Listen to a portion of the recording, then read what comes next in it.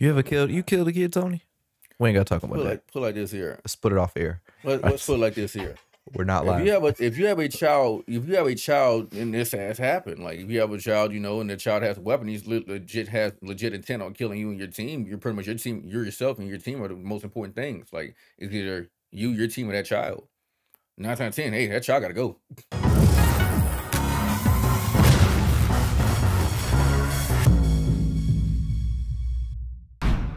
All right, guys, this is just Ashlee Keyton. Remember to hit that like button. Thank you so much. And also, if you could consider subscribing, we're gonna get into this. First of all, how you doing, brother Tony? You good? I'm good, man. That's good to hear. That's good to hear. So how do you know when you're being completely authentic? When did you last feel this way? You should catch me when I'm in a real thorough moment about to go off, about to let somebody have it at work. That's your most authentic self. Oh, so I get real authentic real quick. So about 10 minutes ago, when Mike was asking you all them questions, making statements, assuming. I like, why you asking me this, bro? That was your most authentic self. Why you asking me all this, bro? Like, hey, what you think this is? Okay. Not an interrogation session. And what do you do for a living? Oh, right now I'm the owner of a firearms training against CQB, a firearms training tactical training company named Phoenix Defense Solutions. So what you do for a living is train other people to take lives. Pretty much. Hey, like look here, hey, you got to make your money. You know what I mean? Hey, one day when when Pook and them try to rob you on the streets, you gotta take care of that. You gotta take care of that situation. Either one day when you gotta make your money. When the foreign invader decides to hit this land, you gotta know how to take care of that situation. Yes, sir. Boss, serious, I'm a federal police officer with like Department of Veteran Affairs too. So well, let me ask you something. You ever, when you're in this type of environment, you ever got shot? You ever got shot? No, me personally, no. Luckily, no. I've been shot at a lot, but luckily, no. Because I just see certain moments where it's like, I don't know. Like I saw some, I don't know if it might be fake. I don't know if any of this stuff, any of this stuff on YouTube about these battlegrounds, you think they pay actors and just kind of make up some stuff for YouTube? Like what? Like we were going, I don't know if it was a documentary or, like it could have been some type of MTV type setup, but they were just out there in the field, and they had people they were going against, and they were shooting at them, and I'm thinking a camera guy out there when the battle is going on, that just sounds crazy to me. I can't imagine that that's like a real thing. You think that's real? You mean like? Is that real? You mean like a reporter like going overseas, like a war correspondent? Yeah. Yeah, like yeah. They had things like that. Little guys with reporters, and they go over there do documentaries and everything. They embed themselves in the units overseas, like in Afghanistan. Like there was a couple of.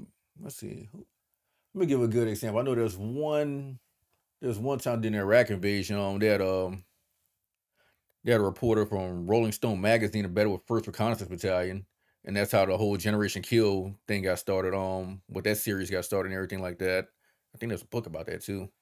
They had like every war that's going on, every conflict, there's like correspondents out there trying to pretty much get the understanding and relay the news of what's going on the front lines, like what people are doing, like how intense the situation really is, like what's the reality of what's going on. So they put a lot of those like people like really put their lives on the line because people have been killed doing that.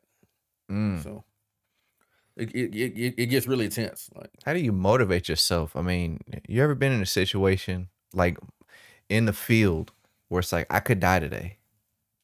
You just accept the fact you can die today, like at the end of the day, like at one way or another, we all got to leave this earth. We living on the borrowed time God gives us, so.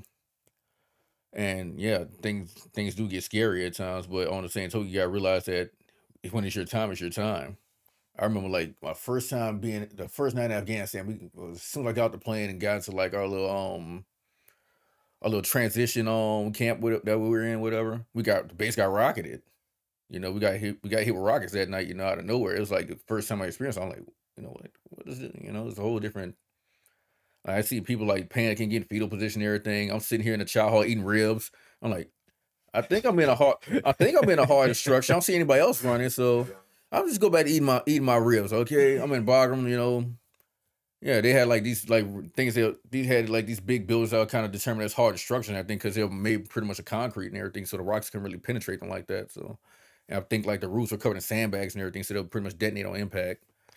So do you have that fear, like if you're just, you know, walking down the street and somebody, you know, pulls a gun, they want to mug you. Like they could shoot you, you know, depending on the situation. Do you have that fight or flight moment, or how does that work for you? Does it change your experience Do and I have the stuff? fear of that? No. The thing is, I'm always believe in preparedness, and that's why I teach my companies preparedness, and that's what, especially in law enforcement environment, we're taught preparedness. You know, like I learned more overseas than I did anything when it comes down to this, because at any given point in time, even the people you're training could, you know, like the Afghans, like there's times they turn their backs to try to shoot us. You know, so what? Can I say another a quick question I want to ask you? So, what you do as a man of God, somebody that fought for the country, you got a serious role as an authority with authority. What would you do if you got to? In this crew, this could be kind of aggressive, but you got to kill a child. Like how what's the approach for those type of people that's on the front line where they gotta they faith being tested or something in that nature being tested to where it's like, yo, You killed a kid, Tony?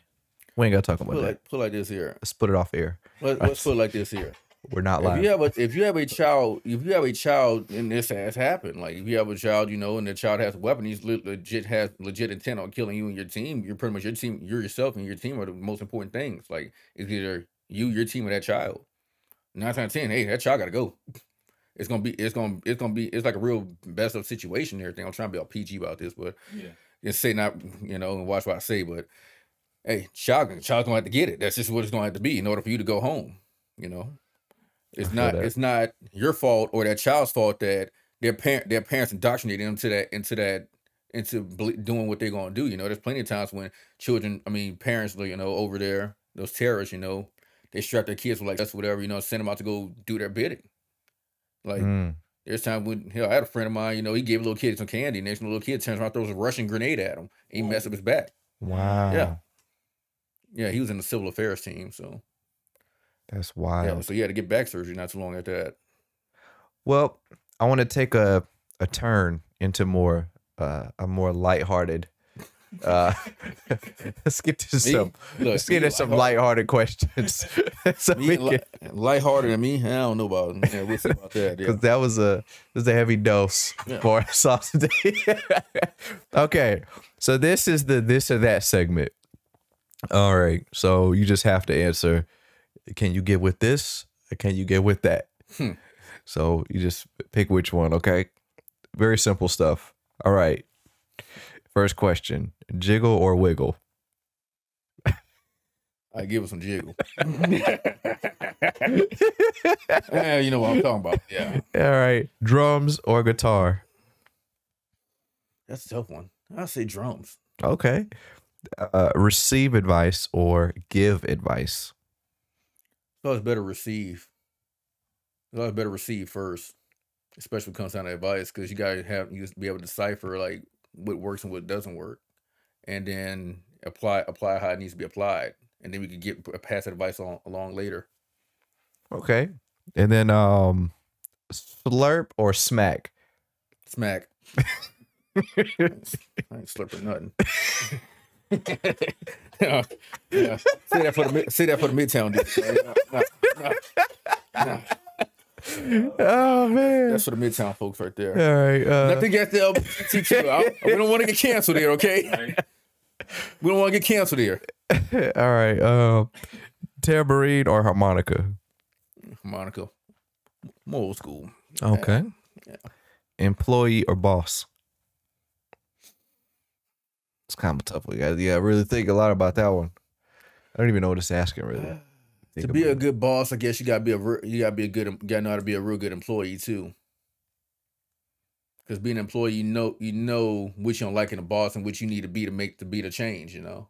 Yeah. So a boss doesn't necessarily have to be isn't necessarily always a leader either. So maybe sometimes it'll be like me. I'm pretty much a entrepreneur. You know, like I run my own show. I run my own show. That's just me, and that's it. Well, you gotta be to be a boss. You gotta have employees too. So I'm just a company owner. Yeah. New car smell or money smell? Money smell. Gotta have the money smell first. You gotta get the new car smell. Yeah. Social media or social event? Social event. Yeah. Old school. Yeah. Old school. Yeah. Candy corn or candy cane? Candy cane. I feel that because candy corn is trash. Why you look at your lips, Tony? What, bro? Don't. Why you looking at my lips, dog? You doing that, man? It's so dumb. Don't put that on camera, man. That segment definitely gonna get taken out. Reclining chair or rocking chair? That's the last one. Reclining chair. All right. Got Now, back issues. I need a reclining chair. Shoot, I ain't get you. I got injuries catching. I ain't getting any younger. all right. I want to play this scene. The Fox Medical Team's Beth Galvin is joining us now with one man's story. And Beth, it's a road rage that sounds like it just came out of nowhere. And it really did, Courtney and Tom, and it's been 2 years. And John Lester still does not understand how things escalated the way that they did, how he ended up shot over a traffic light. But this is the first time the 33-year-old has talked publicly about what he went through, what he lived through. I just cannot believe I was about to die from a gunshot to the arm. It was August 18th, 2020. Laster was headed to pick up lunch at his favorite Decatur restaurant. Driving down I-20, get off the expressway. He stopped at a red light that turned green, but Laster says he wasn't watching. And when I wasn't paying attention to the red light, car behind me, which was a truck, blowed his horn. This is Atlanta. People honk all the time, but this guy wasn't letting it go. But I see the window going down and I see a gun. As soon as I see the gun, I went like this. Instantly after I went like this, it was shot. I was hit in the arm, blood, glass bust everywhere. So, what would you do in that situation? Somebody pulls up to you, and I mean, because those moments happen. It's like, what do you? I mean, I guess you can't prepare for all of them. I don't know. I had a situation where something like that happened to me before. Just one didn't try to shoot at me. But I had a situation where I was on I-20 and I think some dude in front of me, I think it was just before Panola Road, something like that. Some dude in front of me decided he wanted to go slow, whatever. So I'm like, okay, whatever. So I went around to the right. He was in the left lane. It's like a white Nissan Altima. So I went to the right and went around, whatever. To go around, whatever. Then he speeds up and tries to get level with me, starts staring at me. I'm like, are you serious right now? So then I slowed down with her. I slowed down to back off. Just let him have it. He slows down. I'm like... So then next you know, I'm like, okay, something's up here. And mind you, I think at the time I had my daughter in the backseat or something like that. So I'm like, okay, something's up. This dude's up to something. So I went and pulled my little, at the same time, a little Springfield Hellcat pistol. I went and pulled it and pretty much oriented in his direction, which of course I kept below the window so he couldn't see it. I think my windows were tinted anyways, but he couldn't see. But just in case he tried to come up with something stupid, I was already be prepared to address that threat. I already put rounds down before he even gets the chance to get a shot off. I'm just waiting to see a weapon. That's the only thing I was waiting on. Dang. So like I would think that would be a paranoid lifestyle to always, I mean, maybe it's not as often as it sounds, but to just always be prepared. Like even in this situation, have you thought of a plan if we both were to pull guns on you? Or you haven't thought about that? Like, when do you start preparing for the situation? Look here, I always got a way to address the situation. Well, you know us too, so maybe you're more relaxed. I would think I probably would have caught me off guard, like, really? But there's always a way I know how to work a situation. Like, how many guns do you think I have on me right now? I'll say at least one. I got 2 on me. You got 2 on you. You wouldn't have guessed that, would you?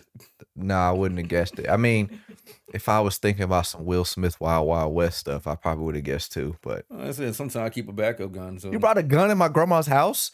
She knows that. She knows better than anyone. How dare you? I wish I had that sound. But it's all right. We'll go with this one instead. He needs some milk. There you go. I need coffee. I don't need milk. All right, y'all. Remember, like the video, please. It's not every day we have a military expert. What would be your title? What would be your title? I don't want to get the wrong title. You know what I'm saying? I'm just a guy, man. You just a guy. You just Tony. They're great. Dang. Oh, he would go there. He would go there. Hey, consider subscribing. We're out, guys. God bless you.